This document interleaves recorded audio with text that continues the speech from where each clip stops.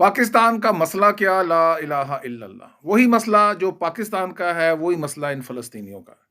تاریخ گواہ ہے، تاریخ گواہ ہے کہ جہاں بھی یہ کلمہ لا الہ گیا ہے، وہاں پہ فساد اور خانہ جنگیاں ہی پھیلی ہیں۔ نہ جانے وہ کون لوگ ہیں جو کہتے ہیں کہ اسلام امن کا مذہب ہے۔ اسلام کی شروعات کے اندر ہی علی اور عائشہ نے سن 656 جنگ جمل میں 10,000 صحابہ مروا کے اسی دن یہ ثابت کر دیا تھا کہ عرب کا یہ قرآن، یہ مذہب سوائے جھوٹ اور فساد کے اور کچھ بھی نہیں۔ آج آپ دیکھ لیں، کوئی اسلامی ملک ترقی یافتہ نہیں ہے۔ عراق کو لے لیں، افغانستان کو لے لیں، اب پاکستان اور یہ فلسطین کو لے لیں، جہاں یہ مسلمان، جہاں یہ لا الہ موجود ہے، وہاں فساد در فساد ہے، ان کی نسلیں تباہی ہوتی چلی گئی ہیں۔ اور یہی میرا پیغام اپنے پاکستانیوں کے، خدارا اس اسلام سے، اس لا الہ سے جان چھڑوائیں۔ اس کلمے کے دونوں حصے جھوٹے ہیں۔ میں نے 10 دفعہ پہلی ویڈیو میں یہ بات کی، آج دوبارہ کر رہا ہوں کہ وہ قوت جو اس کائنات کو چلا رہی ہے، وہ یہ عرب کا اللہ نہیں ہے، وہ ایک سپر انٹیلیجنس ہے کہ جس نے کبھی کوئی نبی، رسول یا اوپر سے کوئی کتاب نہیں بھیجی ہے، اور اس کو قطعاً ان نبیوں کی، ان رسولوں کی کوئی محتاجی نہیں ہے، اور نہ یہ کہ وہ انسانی زبان کے اندر کلام کرے۔ اتنی بڑی یہ یو این او ہے، اتنے بڑے لیڈر یہ جنیوا میں ملاقات کرتے ہیں آ کے، سارے 2 کتابیں سامنے رکھیں، ایک یہ تورات اور دوسری یہ قرآن، اور پوری دنیا کو ڈنکے کی چوٹ پہ بتا دیں کہ یہ دونوں کتابیں انسانوں کی لکھی ہوئی ہیں، یہ دونوں مذاہب اس دنیا میں بنے ہیں، اور اوپر سے کوئی کتاب نازل نہیں کی گئی ہے تاکہ ان فلسطینیوں کا اور اسرائیل کا آپس کا یہ رولا ختم ہو۔ اور میرا یہ پیغام ہے ان فلسطینیوں کو کہ خدارا شکر ادا کریں کہ اسرائیل، ان یہودیوں جیسی ایک ڈیولپڈ قوم تمہارے پاس موجود ہے، ان کی شہریت اختیار کرو، ان کا جو بھی کلمہ ہے وہ پڑھو، اس سعودی عرب سے جان چھڑاؤ اور اپنے بچوں کو ان کی یونیورسٹیوں میں بھیجو اور ترقی کرو۔ ساری دنیا بھاگ بھاگ کے یورپ جاتی ہے ترقی یافتہ ممالک کے پاس ان کی شہریت اختیار کرنے کے لیے، اور اسرائیل تو تمہارے بغل میں موجود ہے۔ بند کریں اس حماس کو۔ $350 ملین قطر نے حماس کو دیے ہیں، بجائے اس کے کہ وہ اپنے بچوں کے لیے کوئی یونیورسٹیاں، کوئی وہاں پر سکول، کالج، ہاسپٹل، کوئی فیکٹریاں، کوئی انڈسٹری لگائیں۔ 40 کلومیٹر لمبی بیلٹ ہے اس غازہ کی، اتنی اچھی وہاں پر فشنگ انڈسٹری بنتی ہے اور پورٹس بنتی ہیں، اور سوائے اس کے کہ اپنے بچوں کے ہاتھ کے اندر انہوں نے پتھر پکڑائے ہوئے ہیں، اور جا کے تو مارو اسرائیل کو۔ کبھی آپ نے کوئی یہودی بچہ دیکھا ہے کہ جو ہاتھ میں پتھر لے کر تو جا کر اس طرح برساتا ہو کسی دوسروں کے دشمنوں کے اوپر؟ کبھی بھی نہیں۔ وہ اپنے بچوں کو سکول، کالج اور یونیورسٹیاں بھیجتے ہیں۔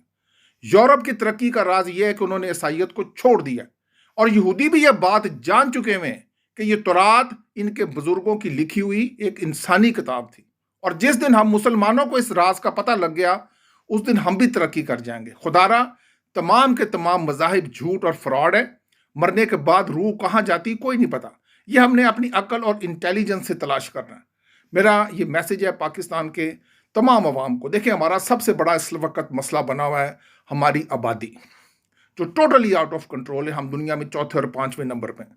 میں نے پہلی ویڈیو میں کہا تھا کہ پاکستان کو اس وقت کسی عمران خان یا نواز شریف یا زرداری یا پیپلز پارٹی کی ضرورت نہیں ہے، ہمیں انتخاب کی ضرورت نہیں ہے، ہمیں انقلاب کی ضرورت ہے۔ آخر میں اسی ویڈیو کے اندر انقلاب کے 5 پوائنٹ رکھنا چاہتا ہوں۔ سب سے پہلے پاکستان کا نام اسلامک ریپبلک سے بدل کر پیپلز ریپبلک آف پاکستان رکھا جائے۔ 20 دفعہ پہلے میں نے یہ بات کی ہے۔ یہ ہے ہمارے ترقی کے سفر کی شروعات، یہ ہے پاکستان میں انقلاب کی شروعات۔ نمبر 2، جتنی بھی زرعی زمین ہے پاکستان کی، پنجاب کی اور سندھ کی، عاصم منیر صاحب فوج کو لے کے نکلیں، رینجرز کو لے کے نکلیں، ان چودھریوں کا، ان وڈیروں کا خاتمہ کریں، اور تمام کی تمام زرعی زمین جتنی ہے اس کو نیشنلائز کریں۔ ہمارے جو بیچارے مزاریں ہیں ان کے بچوں کو آزادی دلوائیں ان چودھریوں سے، ان وڈیروں سے، اور جتنی ایگریکلچر ہو وہ حکومت پاکستان کے مکمل کنٹرول میں ہو۔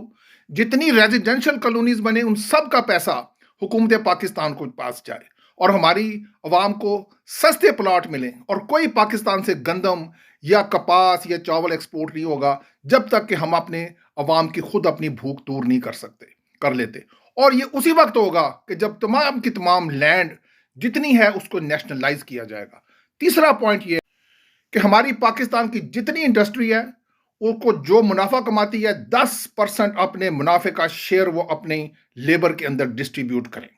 ख्वाह वो स्टील मिलें हैं, शुगर मिलें हैं, प्राइवेट स्कूल कॉलेजेस हैं, प्राइवेट बैंक्स हैं, तमाम वर्कर यूनियंस के जितने लीडर्स हैं वो ये 10% share on the profit demand करें कि जो लेबर के अंदर, वर्कर्स के अंदर डिस्ट्रीब्यूट किया जाना चाहिए। तीसरा पॉइंट ये है कि हम खामखा इंडिया से एक जंग लगा के बैठे हुए हैं। हमारी आर्मी का बजट $12 बिलियन है। इस $12 बिलियन में हर साल पाकिस्तान के अंदर 60 बड़े अस्पताल, 60 बड़ी यूनिवर्सिटियां, 2000 किलोमीटर सड़क, 50,000 क्वार्टर, और उसके बाद इतनी रकम बच जाती है कि हम अपने पूरे मुल्क को रेनोवेट कर सकते हैं। खुदारा हमें इंडिया से कोई जंग नहीं करनी, हमें ला इलाहा की जंग नहीं लड़नी है, हमने इंडिया से सुलह करनी है, सारे बॉर्डर्स खोलने हैं, और हमारी ये सड़कें यहां से लेकर दिल्ली और दिल्ली से ढाका तक जाएंगी। आखिर में मैं अपने पाकिस्तानी तमाम भाइयों से कहना चाहता हूं कि इनकलाब के लिए उठें, लेकिन याद रखें कि बेईमान, बुज़दिल और मजहबज़दा कौमों के अंदर इनकलाब नहीं आया करते हैं। सबसे पहले अपने अंदर से झूठ और बेईमानी को दूर करें, और एक बात याद रखें ये बात कि जितनी तकलीफ आप किसी दूसरे को देते हैं, ख्वाह वो कोई इंसान है या जानवर है, उतनी तकलीफ आपके घर, आपके बच्चों के ऊपर आनी है। एक ईमानदार कौम बनकर उठें, अपनी फौज को साथ लेकर चलें। अगर कभी इस मुल्क में इनकलाब आया तो वो कोई एक सच्चा जनरल लेके आएगा।